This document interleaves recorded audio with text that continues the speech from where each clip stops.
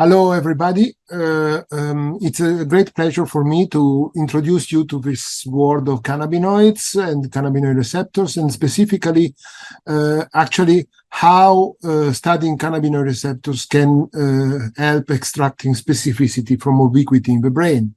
So, to understand what are the mechanisms of very complex processes. Okay, we know since more than 5,000 years that this plant, Cannabis sativa, has effects on the brain and on the cells of the body. But of course, we didn't know for a long time until the middle of the last century, first in the States and then in Israel, when the principal components of this plant, Cannabis sativa, were identified and chemically synthesized. And the most famous, of course, became immediately the delta-9 tetrahydrocannabinol that is responsible for the psychotropic effects of the plant. However, one has to keep in mind that the plant contains up to 100 specific compounds that are called cannabinoids, which are which most of them we don't have probably some biological effect, but which we don't know yet.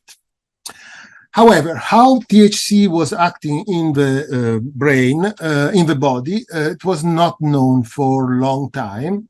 And there is a gap of 25 years until the end of the 80s and beginning of the 90s, when the first binding sites, specific binding sites of cannabinoids, and the cloning of the first receptor, CB1, was done and identified as a 7-transmembrane G protein coupled receptor. At this point, it was clear that there was an exogenous ligand, delta-9 tetrahydrocannabinol, and an endogenous receptor. So what is missing is probably the presence of endogenous ligands.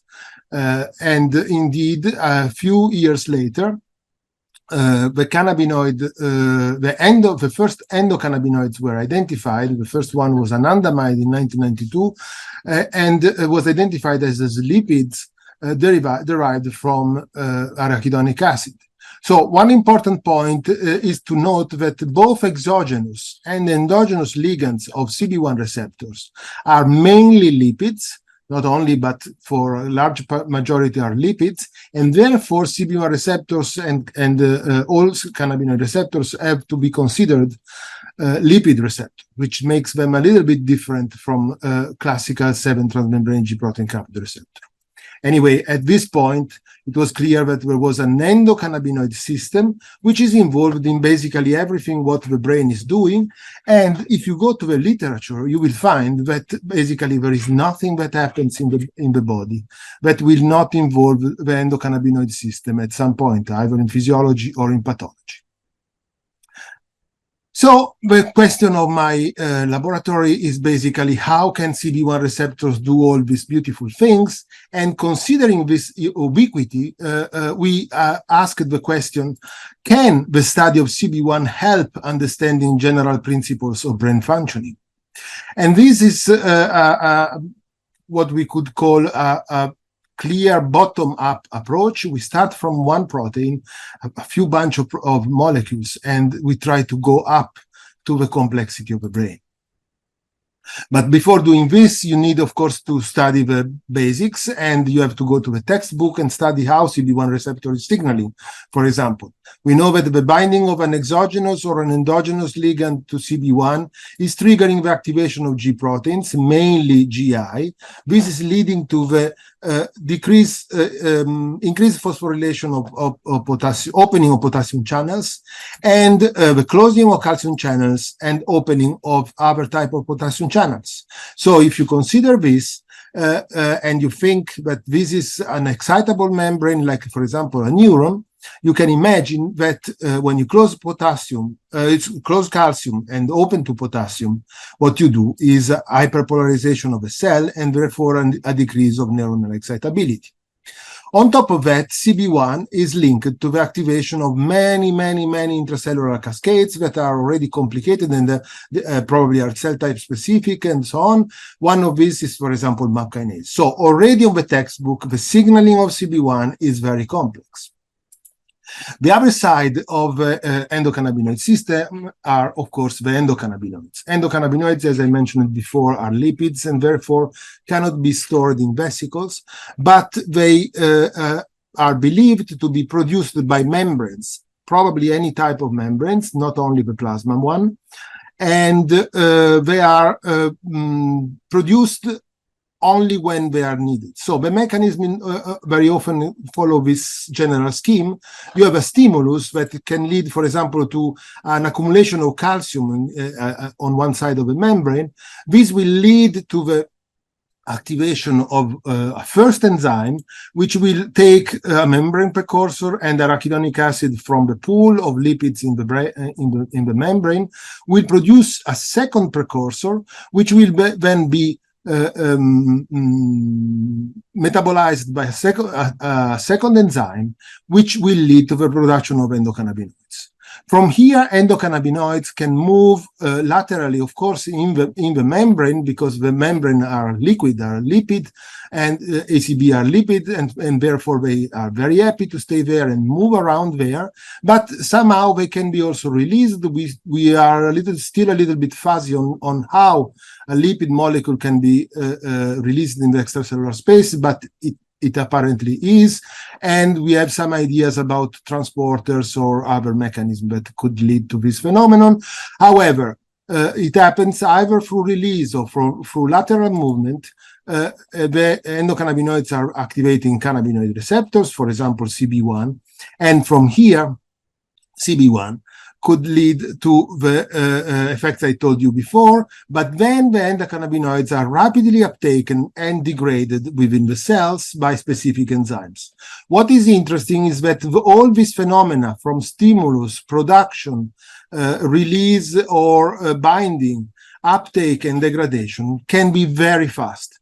So in electrophysiology, it has been measured in the order of few hundred milliseconds. So what we say is that it is a kind of signaling that happens on demand. So only where and when there are the conditions to produce endocannabinoids, the system is activated. This said, we have to say that there is also evidence for tonic activation of cannabinoid receptors, but this is much less known. Anyway, this is the side of endocannabinoids with the production from the membrane. If we think about cannabinoid receptors, until a few years ago, it was just considered a neuronal receptor. And one important discovery was the fact that cannabinoid receptors are present at synapses. Okay, if we imagine a synapse here, and this is a presynaptic side and this is a postsynaptic side, you know very well that the classical way in which we think that this structure exerts communication is the following. So you have an action potential coming from the presynaptic. This is leading to an increase of calcium, and this is activating a very complex machinery that is leading to the fusion of vesicles to the membrane and the release of neurotransmitters in the intercellular space. And this is then activating a postsynaptic receptor, either inhibitory or excitatory. And this is leading then to the transformation of electrical signal in a chemical signal and back to electrical. This is the classic, what we study at university and even at school.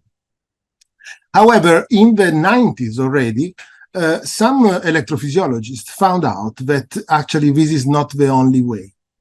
And what they observed was that if you do something to the postsynaptic side, you will obtain an effect at the presynaptic level. This was very debated, and actually this, because this assumed that there was a retrograde signaling that was going from the postsynaptic to the presynaptic side. And it's very interesting to read reviews, commentaries, discussions about in that period, because actually these poor people that made this observation of a postsynaptic release of something that should act as presynaptic, they were accused of using so they were asked, for example, what is the neurotransmitter? And as there is no vesicle in the postsynaptic side, everybody agrees. So people were saying it's not possible to have a synaptic transmission if you do not have vesicle. This was a kind of dogmatic point of view. So these people, these few electrophysiologists in the 90s were actually accused by what I call the second worst accusation that you can make to a scientist. The worst one is, of course, the accusation of cheating on inventing data, but the second one is the accusation of artifact. And it is a joke, but I firmly believe that when there is something that you observe and you control and you make all the experiments to falsify your observation, and finally it stands, what is normally called an artifact is a discovery. And these people actually discovered something, that there was a retrograde signaling going from the postsynaptic to the presynaptic cell, and 3 papers in 2001, so 10 years after the first observations in this direction, found out that actually this was in large part due to the presence of endocannabinoids at presynaptic that are produced by, for example, a depolarization, and then this is leading to the travel of endocannabinoids in the synaptic cleft, binding to CB1, which is expressed in mainly presynaptic, decrease of calcium entry, and therefore decrease of neurotransmitter release. This is very well known now as retrograde suppression of neurotransmitter release.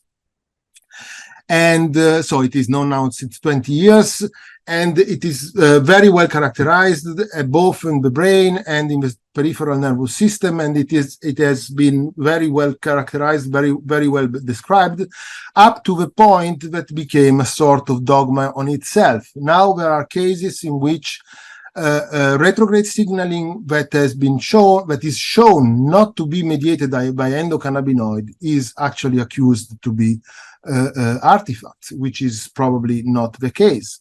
So this is just to explain a little bit how science can be biased and how we have always to be very careful in judging and denying observations, although they look strange. So after this little points, I would say that what is important. So I forgot to say, if we go back we go back to this slide, we see that one important effect of CB1 in neurons is to decrease neurotransmitter release. And already you see here that I draw GABA, because CB1 is expressed very much in GABAergic interneurons, or glutamate. Because CB1 is also expressed in glutamate receptor, for example, and also in many other neurons. So depending on the nature of neurotransmitter involved, we can see that the effect of CB1 could be very different. In fact, CB1 is expressed very widely in the brain, is actually probably one of the G protein coupled receptors that is expressed at highest levels in the brain. But what is interesting is that it is expressed in distinct neuronal subpopulation. For example, we see here the hippocampus, and you see that CB1 is expressed at very high levels, really huge levels in GABAergic interneurons. Therefore, CB1 can control local inhibitory GABAergic networks. However, in cortical areas, CB1 is expressed also in these cells that are pyramidal glutamatergic neurons, even though the levels are much lower. And therefore, CB1 can control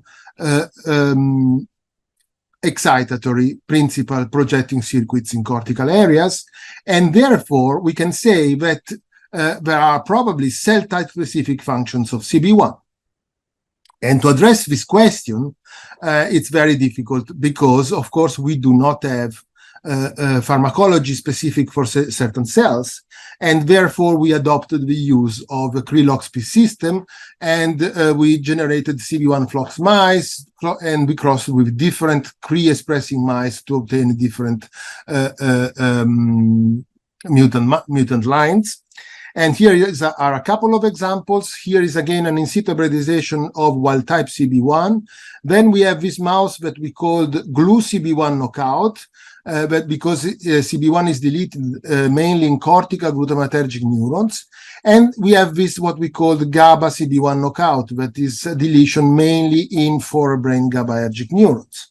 If we look at the details, as we spoke before about the hippocampus, we see that we have CB1 in the wild type expressed in these strong dots and also in these lines. So the strong dots are GABAergic interneurons, and this line that is much weaker but is interesting probably most of the cells is are glutamatergic cells.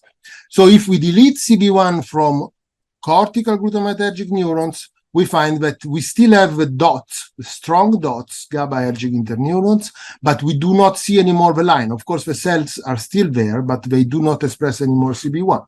And as a mirror situation, in the GABA CB1 knockout situation, we have still the expression in the line, in the cortical glutamatergic cells, so in this case, pyramidal neurons of the hippocampus, but not in the dots in the GABAergic interneurons. So this led us so we have this kind of mirror situation. The first thing that we did was to check by immunohistochemistry the distribution of CB1 protein, because as I told you before, CB1 is mainly presynaptic and therefore checking the type of cell you need in situ hybridization to see the cell body, but to see where really the protein is, you need immunohistochemistry. And therefore, we did this experiment. This is the staining of CB1 in wild type. This is the full knockout. So you see that you have only really background staining. Then you have expression of CB1 in glue CB1 knockout. And then you have expression of CB1 in GABA CB1 knockout. Okay, one first observation is that if I ask you what is the difference between wild type and glue CB1 knockout, probably you will tell me nothing, and you are right. You find some differences, but you have to make a very detailed analysis, and you have a loss of CB1 around 5%, 5-10%, depending on the brain region, with some exceptions, but this is what. And instead, if you check the GABA CB1 knockout, you see that you have much less CB1 than in the wild type. It's not zero, because you still see that it's different from the full CB1 knockout. But here you can say that you lost the great majority of CB1. So first conclusion is that GABAergic neurons contain the large majority of CB1 in the brain, and cortical glutamatergic neurons contain the minority of CB1 in the brain. So we used these specific mice, to study many different functions of a receptor. And I give you only one example, because then I want to go to more recent studies. And this is fasting-induced food intake. It was known that if we take full CB1 knockout CB1 that do not have knockout anywhere, and we fast them, and then we give them food again, we will find that Dimarza et al. In 2001 found that these mice are eating less than controls. This was one of the evidence indicating the general orexigenic, the general pro-feeding function of a cannabinoid system. If you remove it, the animals eat less. So we were wondering very naively which type of neurons could mediate this effect.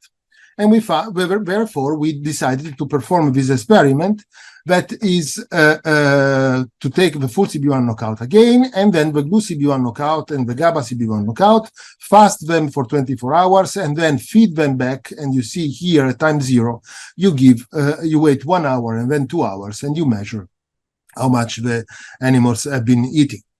Very simple experiment. First result, of course, this is the food intake of wild-type mice, no problem. The wild-type controls. And then if we take the knockout, the full knockout, we could confirm the results of DMARD, so that the animals were eating less than the wild type. Good. So for once, you confirm data of the literature. If we take the glue CB1 knockout, this was the first surprise. If you remember, we said a deletion of CB1 in a very limited amount so we lost, in these mice, we lose a little amount of CB1. And if you remember, here the immune is almost not different, but the phenotype in terms of food intake is basically very similar to the full knockout CB1, suggesting that it is this minority of CB1 receptors in the brain that is playing this orexigenic, this pro-feeding behavior function in the brain. This was already surprising, but the biggest surprise came when we took the GABA CB1 knockout mice that, as you remember, lost the majority of CB1. These guys actually eat more than controls. This tells us a couple of things. First, that there are systems that are, even if you are very hungry, 24 hours fasting for a mouse is really a lot. Even if you are very hungry, there are systems in the brain that are limiting this, the amount of food that you can eat, because we know that eating too much in a short period of time, it could be very dangerous. So there is always this balance.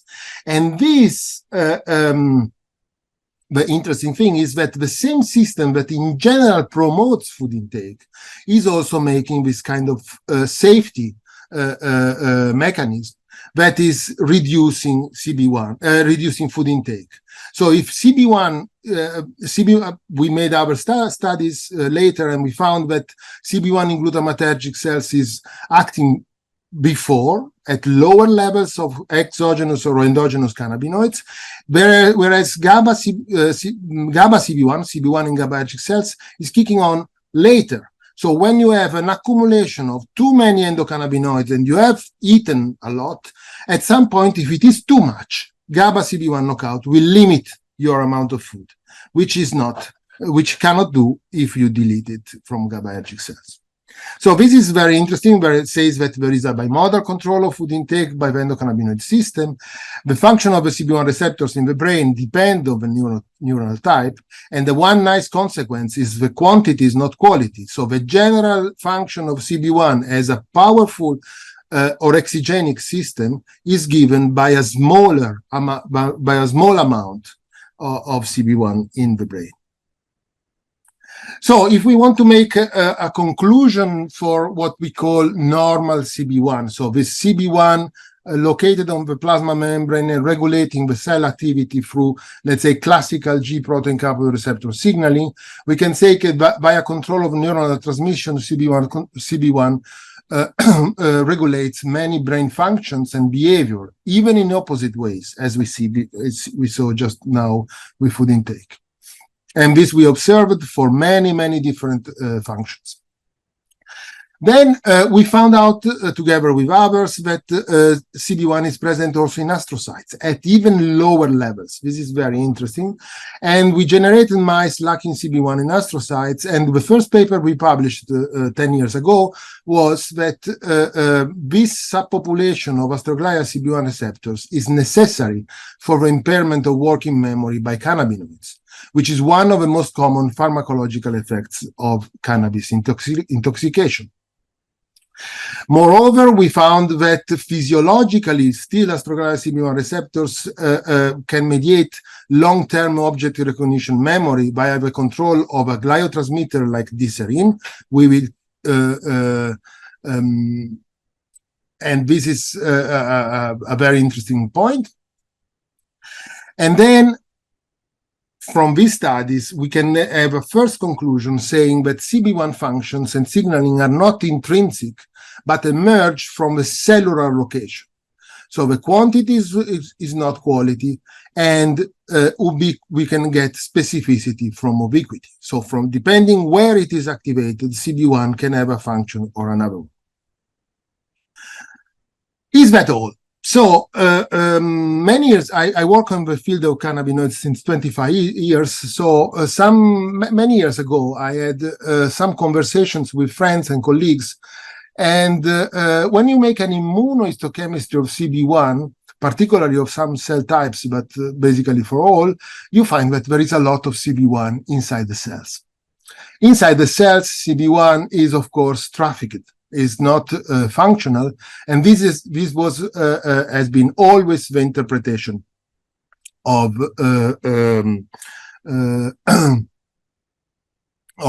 everybody, that it is a receptor that is either produced or targeted to the plasma membrane or recycled from the plasma membrane. But of course, the plasma membrane is the natural location of a GPCR, and therefore all what you find inside the cells is by definition inactive.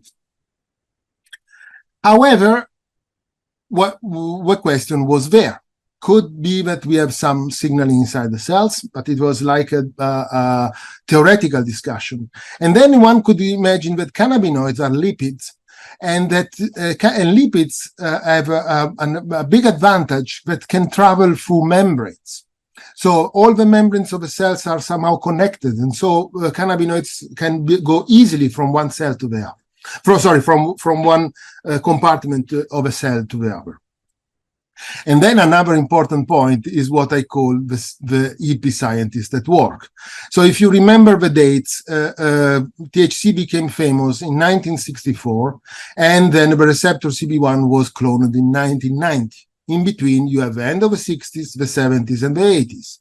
So it was a period in which became very fashionable to everybody who had a biological system to throw some THC to try to understand what is the function, what is the effects of THC, because it was very cool to say that you are studying the biology of high. And so in this period, there are many, many interesting studies. Some completely crazy, some became classics, some stayed in a kind of limbo. And one example of this are these studies. You see, 1971, tetrahydrocannabinol can alter ATPase in mitochondria, biochemical effect and so on. This particular is very interesting. Tetrahydrocannabinol effects on mitochondria NADH oxidase activity. And all this described mitochondrial effects of cannabinoids. However, all these results, once the receptor was cloned in 1990, and it became clear that THC is acting through the receptor, all this was kind of put in another category, that is the category of unspecific results. And there was a logic behind this, because we know that mitochondrial membranes are very sensitive to lipid composition. And as we said before, cannabinoids are lipids. And therefore, throwing a lot of cannabinoids on cells could actually unspecifically alter the composition of mitochondrial membranes, and therefore modify the activity of mitochondria in, as I said, an unspecific way. So this was the idea until a few years ago. And then it happened I have to tell this story because it's really fascinating for me, how ideas can come up really by chance, so what we call serendipitous, in a serendipitous way. So we were at SFN, a Society for Neuroscience meeting in Washington, and I was looking like that at that time, and then I met my friend Pedro Grandes, that is a great neuroanatomist, from the Basque Country, and is a great expert in electron microscopy, and he made already many experiments on the staining of CB1 in electron microscopy to really go and see the subcellular location of a receptor. So we met, we had our normal conversation, how are you, blah, blah, blah. And then I don't even know why I asked him, Pedro, but when you make EM studies of immunogold staining of CB1 in the brain, did you ever observe CB1 in the mitochondria? And my expectation was that his answer was no, but actually the answer was not no, but it was sometimes. But of course, we consider this as background as like everybody. He even explained me that people used to normalize the expression. Everybody observed some CB1 in mitochondria, so this was considered as the background. And so the real expression on the plasma membrane was normalized to the expression in the mitochondria. Because, of course, it is impossible that G protein coupled receptors are in mitochondria. And he asked why I asked, and I said, just a crazy thought, maybe it's nothing, but maybe I can send you some CB1 knockout mice as a negative controls, and you can check if this staining is really unspecific. And he said, to my surprise, okay. So I sent the mice, and then I completely forgot, because, of course, this was not for two reasons. First reason is that EM experiments are extremely long and tedious, and even if they are extremely powerful, they are really long to do. And so, and second, for sure, to check a crazy idea of an Italian living in Bordeaux about this was not amongst the priorities of Pedro. And so for sure he was first finishing to do other things and then taking care of this crazy idea. But then after some months, he sent me these pictures. And this was really, I remember still I was in my office, and this was really a kind of when your heart starts to beat, because you see here is probably, this is hippocampus, and this is probably a GABAergic interneuron. You see it is packed. This is a presynaptic terminal with all the vesicles here, and you have a lot of CB1 presynaptic on the plasma membrane. But then you go to this organelle that is a mitochondrion, and you find a gold particle here and a gold particle here. Same thing here. This is a terminal, a lot presynaptic, but also in the mitochondria. And if you go to details, this is what you see. And if you go to knockout, you see that you have some background. No staining is clean, 100% clean. You see, you have some unspecific staining, but this was not particularly in mitochondria more than anywhere else. So you didn't find all the background or a lot of background in mitochondria. So this led to, of course, after many controls and experiments, we quantified, Pedro and his lab quantified and found out that more or less between 10 and 15% of CB1 in the hippocampus is present on mitochondria. And this is much more than what you find in the CB1 knockout as background. And CB1 receptors are therefore associated to brain mitochondrial membranes, and we call this mitochondrial CB1 or MTCB1. So at that time, at that moment, the trouble started for me, because I am a vet, and you know, in veterinary medicine in Italy, in the book of biochemistry, you have a chapter about mitochondrial biology, but this chapter, everybody tells you, do not open it, even the professor doesn't know anything. And therefore, I did not know anything about mitochondria.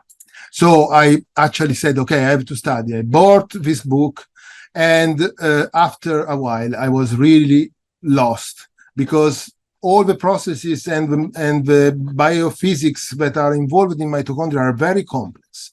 And therefore I said, okay, I need help. And I found, luckily, that this guy was just close to us. Now he's even my neighbor physically in private life, and also is neighbor of the lab. And most importantly, there was this guy, Giovanni Benard. He's French. He has a beautiful name, but he's French. And he was an expert of mitochondria biochemistry, and he was looking for a job. So I had some money, so I told him, okay, Giovanni, please come and teach me what mitochondria are, and then let's try to figure out what could be doing this mitochondrial CB1. Mitochondria are very fascinating and beautiful organelles. I spare to you all the story of the origin and so on, but what they do in cells, this is a limited list. Of course, they convert energy, they produce ATP, they produce ROS, they regulate calcium signaling, they mediate apoptosis, they do all the metabolism you can imagine, Krebs cycle, and then synthesis of neurotransmitters, synthesis of steroids, basically most of the things that the cells do require, not only for the energy, but for many other reasons require mitochondrial functions. How the mitochondrial functions is, again, super fascinating. To summarize, you know very well, but I like to say that the mitochondrion is made by a complex of complexes. So complex 1, 2, 3, 4, and 5. These complexes are like, let's say, soccer players that pass each other electrons through a very different mechanisms. Doing this, they create a kind of gradient. They pump protons in this intermembrane space, and this gradient of protons that want to go back because there are more protons inside, less protons inside. This gradient of protons is used by this machine that is absolutely the most efficient machine that you can imagine, is the complex 5, the ATP synthase that is able to produce a lot of ATP for each proton that is passing through. There is something special of mitochondria in the brain. So this particular interest started around the 2000 years, and now it's growing more and more. But I can give you two examples of why we can say that there is a specific relationship between mitochondria and the brain. The first reason is that the brain is a very energivorous organ. So if you consider that the brain in humans is weighing only 2% of the body weight, but it is consuming up to 20% of energy. So you see that there is really a requirement of energy, and this is not a requirement only for survival, but is a requirement for functioning of ATP and energy by the brain. The second important point is that the levels of energy in the brain have to be absolutely constant. Why I say this? Try to, if you, when I studied veterinary, I studied also old ways of making surgery in large animals. One problem when you have to, for example, to operate a leg of a horse is that you have a lot of blood, and you don't want that the animal is losing so much blood. So what we were teaching was to basically compress the whole leg in a way that it was going up to the start of a leg, and completely deprive the organ of blood. So then you could make your operation, and then you open again after 1 hour, 2 hours of operation, and the animal will start slowly to have function again, and the muscles will start to work again under the new flood of blood. Well, try to do this with the brain. You close the carotid for 10-20 seconds, and you are done. You are not done because the cells die. You are done because the levels of energy in the brain must be constant because this is used as a signaling by the cells to communicate each other. So this is a very important point. The use of energy and therefore mitochondrial functions in the brain is not only a survival issue, but it is a signaling issue.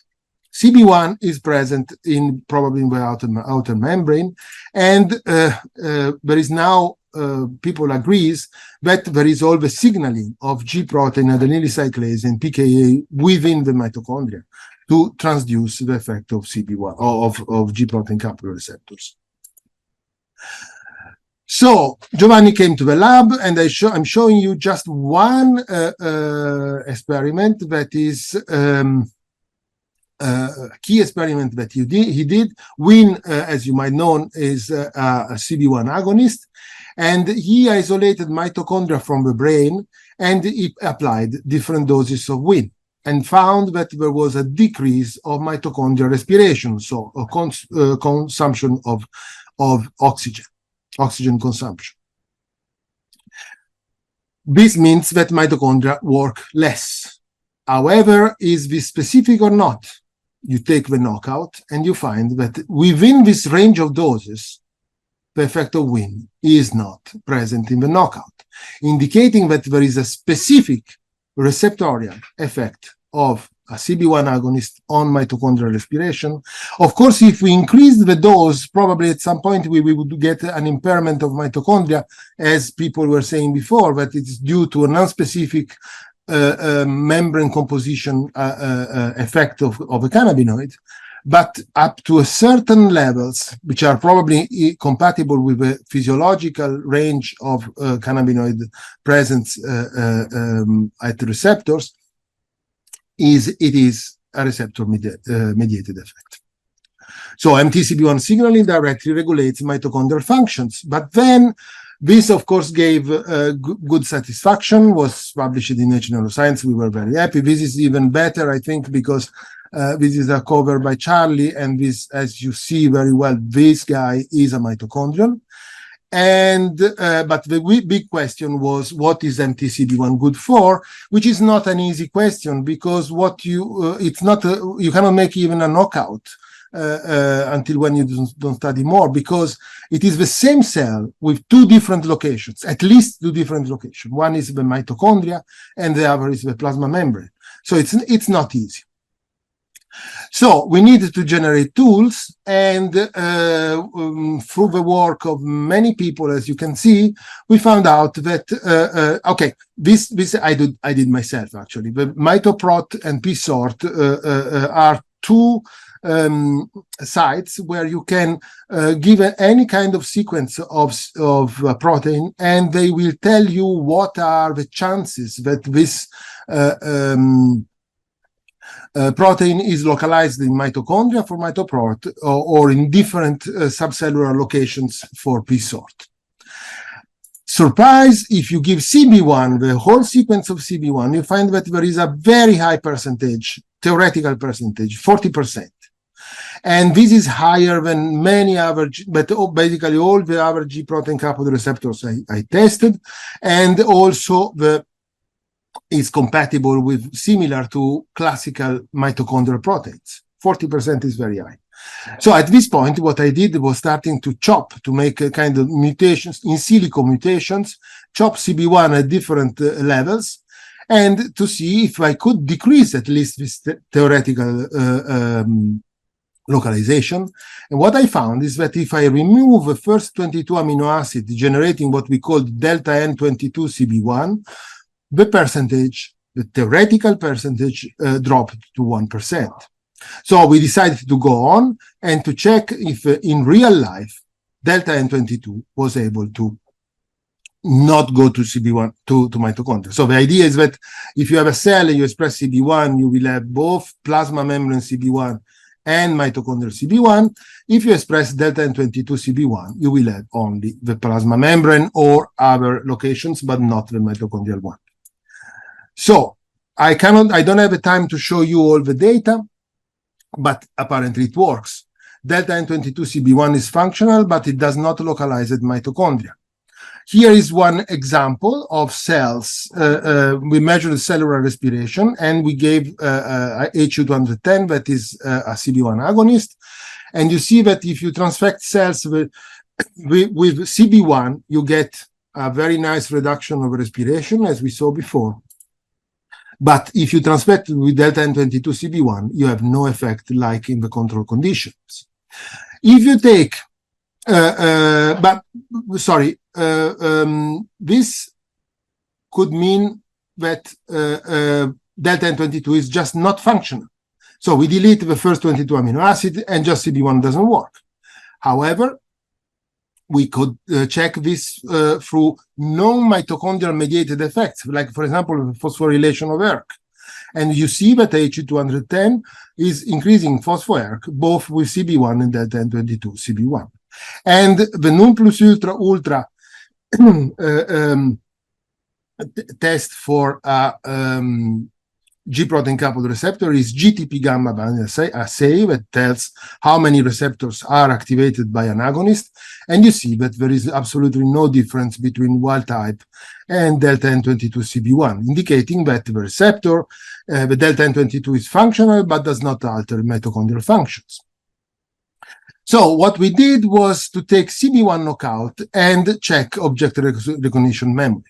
So object recognition memory, I don't go into details, we will talk about in a moment, but just imagine that if you have a positive bar, means good memory, and if you have close to zero, it means bad memory. Win, given after the acquisition of a task, is known to reduce this memory to zero. So they are not able to recognize objects. If we take CB1 knockout can learn this task, but they cannot respond to Win. Win has no effect in CB1 knockout. Therefore, we can use this situation to see which which re-expression of CB1 could rescue this effect of Win.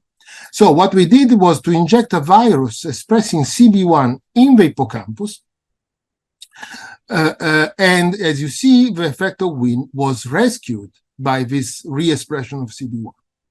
However, if we did the same identical thing with delta N22, Win was still not able to impair memory, indicating that the hippocampal empty CB1 is necessary for cannabinoid-induced amnesia. Okay, this is an interesting thing, but can we find if there are, in the same circuit, if we can distinguish between plasma membrane and mitochondrial CB1 effects? And for this was the work of Luigi Bellocchio. We used the tetrad effect of THC, hypothermia, hypolocomotion, analgesia, catalepsy. So we used mainly analgesia, catalepsy, and first we wondered where it happens in the brain. It is very strange that there are very few studies. These effects, classical effects of cannabinoids, are very much used, but there are very few studies that try to address where these effects are exerted. And we had a guess, that is the substantia nigra. Substantia nigra is the place where there are probably more CB1 receptors, densely packed, and these are coming from projection from the striatum. You know that striatonigral projections are very important in the basal ganglia, and at the terminal, there is a lot of CB1 receptor. Okay, so what was the idea? In the striatonigral circuit, the first idea was to inject AM251. That is a full CB1 agonist, in the sense that it is AM251 is a lipid and therefore can penetrate the cells. If you inject this, you block, therefore, probably both empty CB1 and plasma membrane CB1. And if you check here, you find that IM251 is blocking the cataleptic effect of THC and also the antinociception. Antinociception is measured, I forgot to say, catalepsy is measured on the bar test, is the animal that is put on a bar and it doesn't move, because catalepsy is, by definition, the impossibility to initiate movements. So you put the animal in an uncomfortable position, and probably the guy wants to move, but is cataleptic and therefore just cannot make it. Maybe some of your friends happen to be cataleptic after smoking a lot of cannabis. And antinociception instead is measured on a hot plate. So it's just measuring when the animals give the first sign of discomfort. And you see that the THC is increasing this threshold. and therefore the animals probably feels less the pain, and the blockade of complete blockade of CB1 in the substantia nigra is blocking completely the effect of THC. So CB1 receptors in the SNR, in the substantia nigra, are responsible for antinociceptive and cataleptic effects of THC. First conclusion. Then the question, as I said, was to try to measure, to distinguish between the CB1 that is everywhere and the CB1 that is not in mitochondria. For example, using the delta N22 CB1. And if we inject two different cannabinoid agonists in delta 2 CB1 knock-in mice, so we generated mice that have delta N22 instead of CB1, so, and we characterized them, and they do not have CB1 in mitochondria, but they have CB1 in the other locations, as far as we can observe. And you see that the effect of catalepsy induced by both WIN, THC and WIN, are completely gone in the mutant mice, whereas the effect on antinociception are still present. So this tells us that mitochondrial CB1 is responsible for cannabinoid-induced catalepsy, but not antinociception. Is this happening in the striatoneural circuit? So to do this, we designed a kind of rescue approach. So we have D1 CB1. So the striatoneural projecting neurons are the ones that belong to the direct pathway. The direct pathway express D1, and they contain also CB1. So we know already that if we delete CB1 here, we delete in both this, and what happens is that the effect of catalepsy is gone. This we published many years ago. So the D1 CB1 knockout do not have the effect on catalepsy. Okay? So D1 CB1 knockout means deletion of CB1 in cells expressing D1. So based on this, we used CRE-dependent DIO viral vectors. So these are viruses that express a gene only if there is CRE, in the cells where there is CRE. So we used this to specifically rescue CB1 or delta N22 in D1 positive cells where it has been deleted. So in the D1 CB1 knockout, you have D1 CRE, deletion of CB1, and you re-express in a CRE-dependent way either CB1 or delta N22. So this is what happens. So if we have D1 CB1 knockout, there is no CB1. You have D1 CB1 knockout with injection of CB1, you will have in the terminus CB1 both in the mitochondrial and in the plasma membrane. And instead, if you inject delta N22 CB1, you will probably have only CB1 on the plasma membrane, or at least not in mitochondria. We did all the controls, and this is the case. And then what happens with, okay, this is a control to check the expression. I go a little bit fast on that. And we check the respiration. The effect of cannabinoid on respiration in the substantia nigra is absent in the D1 CB1 knockout, but is rescued only if you inject re-express CB1 in the striatoneural neurons, but not if you express delta N22. And this is the behavior of catalepsy. And you see that in wild type animals, THC is inducing catalepsy. In D1 CB1 knockout, we reproduced the data published in 2007. There is no effect. But if you put re-express CB1 in the same circuit, you get CB1, you get back the catalepsy, but not if you re-express delta N22 CB1. So striatoneural MTCB1 is responsible for cannabinoid-induced catalepsy. So in this paper, I don't have time to show you, we found that actually in the plasma membrane is important for, the plasma membrane CB1 is important for the antinociception. And this is due to the decrease of substance P, and this is leading to antinociception. Okay, so it is a kind of therapeutic effect of cannabis that you can say it is working through this mechanism. However, CB1 in mitochondrial CB1 in mitochondria is responsible for the catalepsy. We have all the signaling here, and decrease of synaptic transmission I didn't show, and this is due probably causing the effect of catalepsy, which is actually a very bad side effect, because if there is a reason why it is dangerous to smoke and drive, is that you are really not owner of your movements, and you can get accidents like it happened in this fantastic movie. So, next question. Normally, some years ago, I was always presenting data until more or less this point, and I was presenting neural CB1, astrocytic CB1, and mitochondrial CB1, and then people were asking me very often, but sorry, are there CB1 receptors in astrocytes? And yes, there are. It's not easy to find them because there is very little CB1 in astrocytes, but there is. And you see here that now we have much better picture. And then you have to identify the astrocytes, so you have to make a double staining.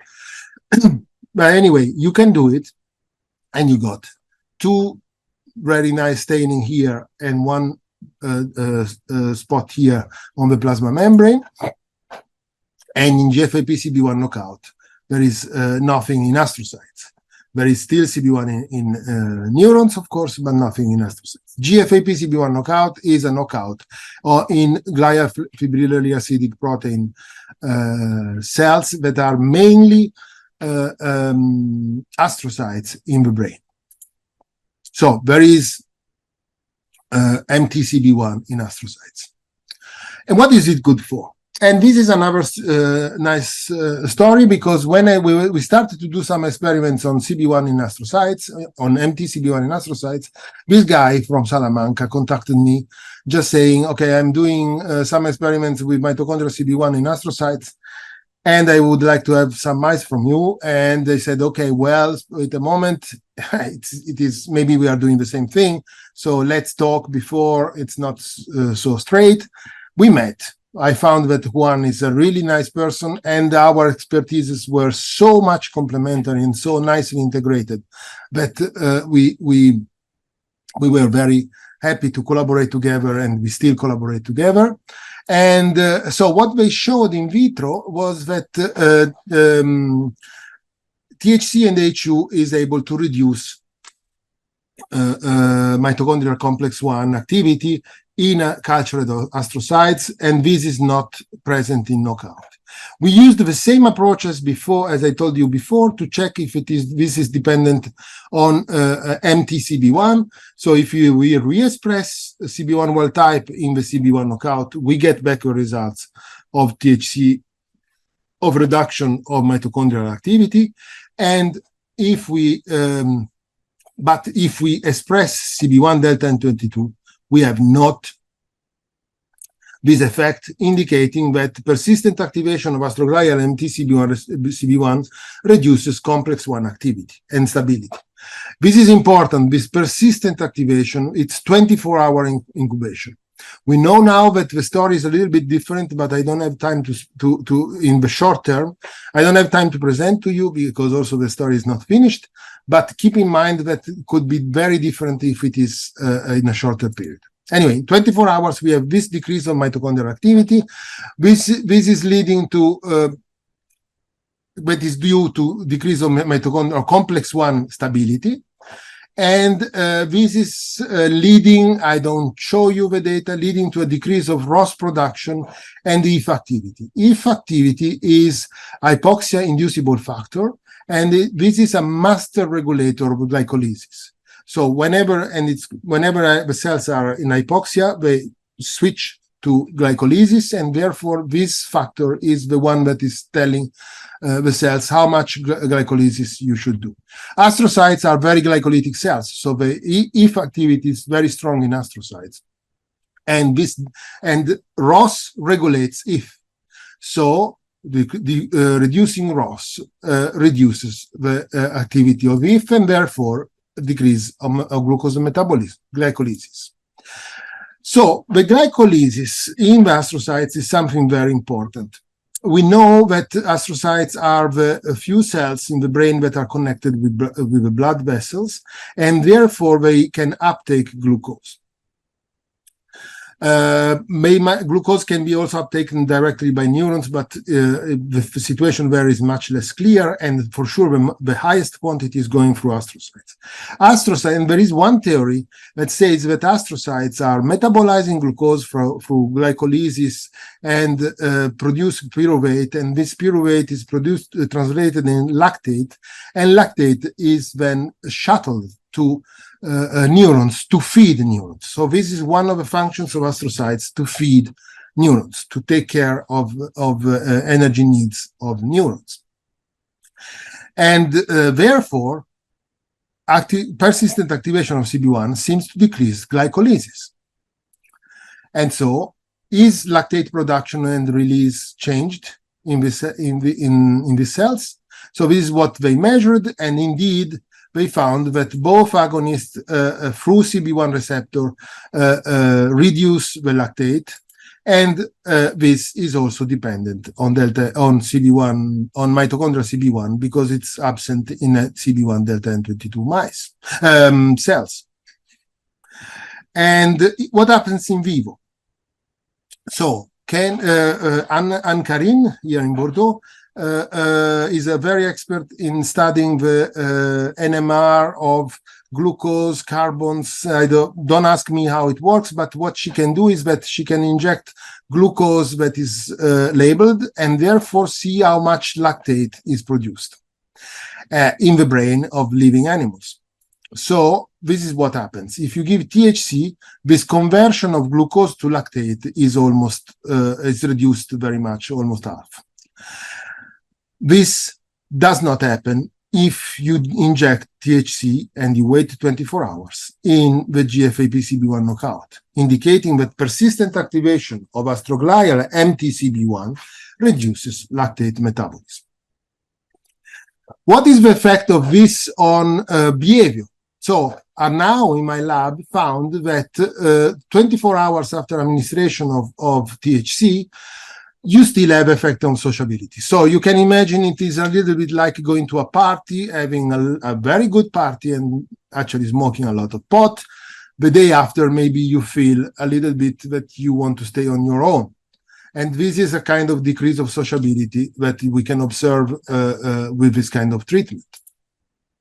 So this is measured by this social and non-social zone.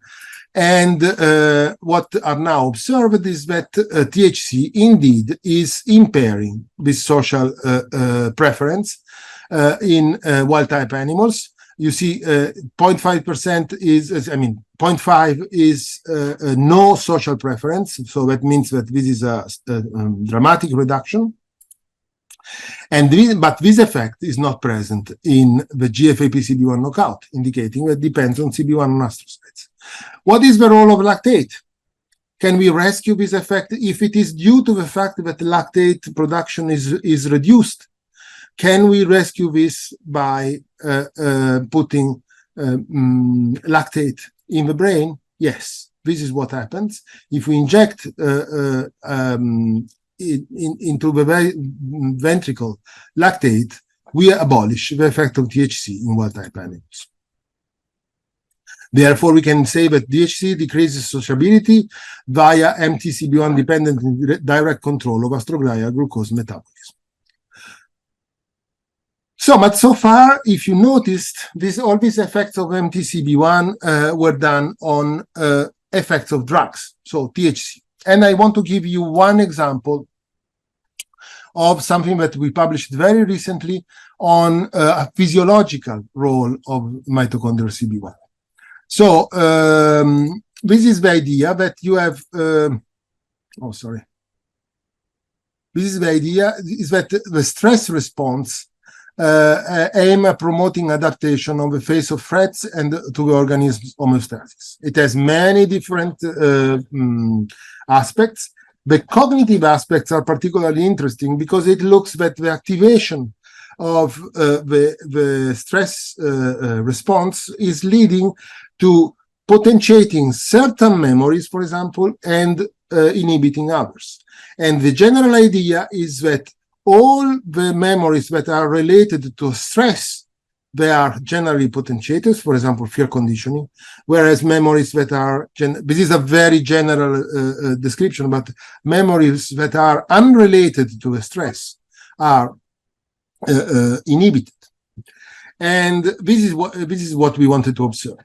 And as a proxy of stress, we used the injection of corticosteroid, of corticosterone, and which is known as the stress hormone. Every time you have a stress, your levels of cortisol in humans and corticosterone in animals will increase.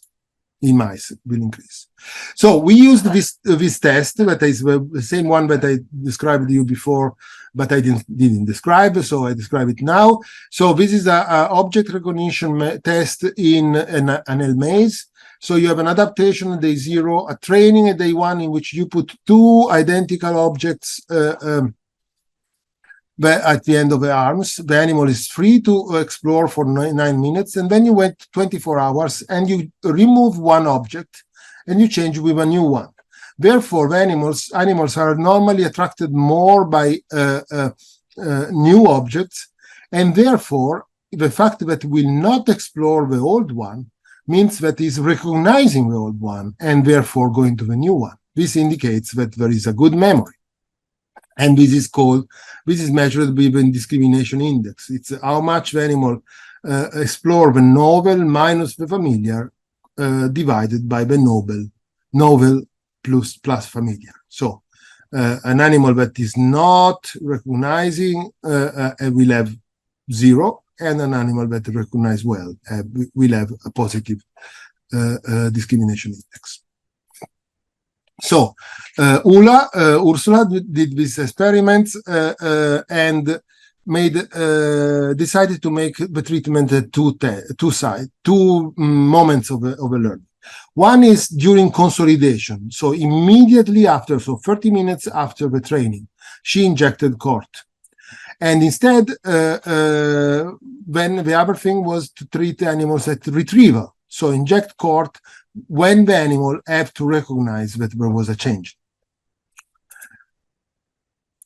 So if we inject during, so this is a dose response, just to show that in both cases, cort can reduce the memory performance. And both in retrieval, both in consolidation and retrieval, and at the same dose. So we used cort 10 to 10 milligram per kilo to induce an impairment of this type of memories. And let's see what happens. Of course, what we did, we used our conditional mutant mice to study which could be the cells that are involved in this. So first, we had to check that CB1 is involved, of course. And so this is the effect in wild type, and in knockout we have no effect. So CB1 is involved, good, so we can go on. And the next one was we tested several lines. I show you only the important ones. We deleted CB1 in GABAergic neurons, and we observed that the effect on consolidation of cort was exactly the same. We deleted CB1 in DBH positive neurons that are noradrenergic neurons, mainly present in locus ceruleus. And you see that we have effect in the wild type, but no effect in the mutant. And then we did with our delta N22 CB1 knock-in, so mice that lack everywhere mitochondrial CB1, and you see that there is no effect. Let's go to the retrieval. Then we will have a summary, don't worry. So again, the effect of cort on retrieval depends on CB1 because it's absent in CB1 knockout. This is a first difference. The GABA CB1 knockout have no effect of cort on retrieval. So already it's a different circuit. And instead, the DBH CB1 knockout have a perfectly normal effect of cort. indicating on retrieval, indicating that the effect of retrieval did not require CB1 on noradrenergic neurons. But again, the lack of CB1 in mitochondrial cells, in mitochondria, is also blocking the effect of CORT on the memory. So to summarize, we can say that for consolidation, we have, for both consolidation and retrieval, we have empty CB1 involved. But for consolidation, we have noradrenergic cells, and for retrieval, GABAergic cells. So already you see it is the same mechanism, but in different circuits. So for the locus coeruleus, what we did was to inject wild type CB1. So if we inject, using a similar approach as I described you before, we take DBH CB1 knockout mice that have CRE in the locus coeruleus, and we inject there a virus that is CRE dependently expressing wild type. And you see that the effect of CORT is rescued. No problem for the consolidation. It's orange, is always consolidation. If we instead inject no MTCB1, so the delta N22, in the DBH delta N22 rescue in the locus coeruleus, we have no rescue, indicating that this effect of consolidation depends on MTCB1 in noradrenergic neurons in the locus coeruleus. So instead we go for the retrieval. We made the guess that must be GABAergic neurons in the hippocampus, and therefore we did exactly the same thing.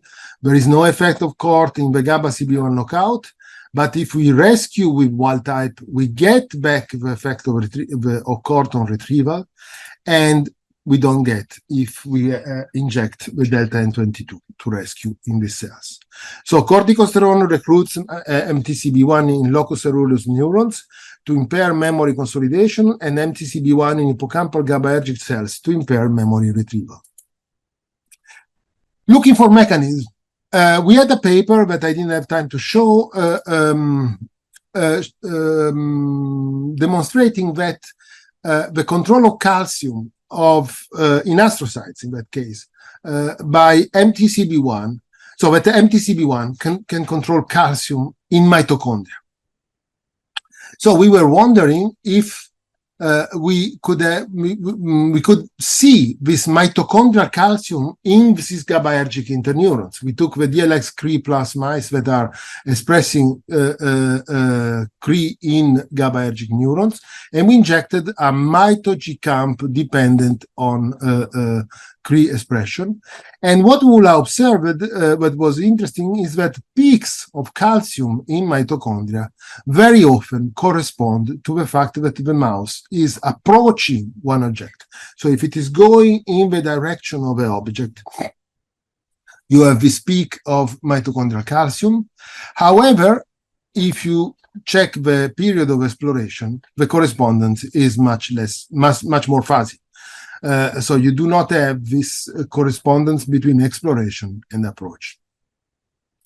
So we focused on the approach, and what we found is that actually if you compare the levels of mitochondrial calcium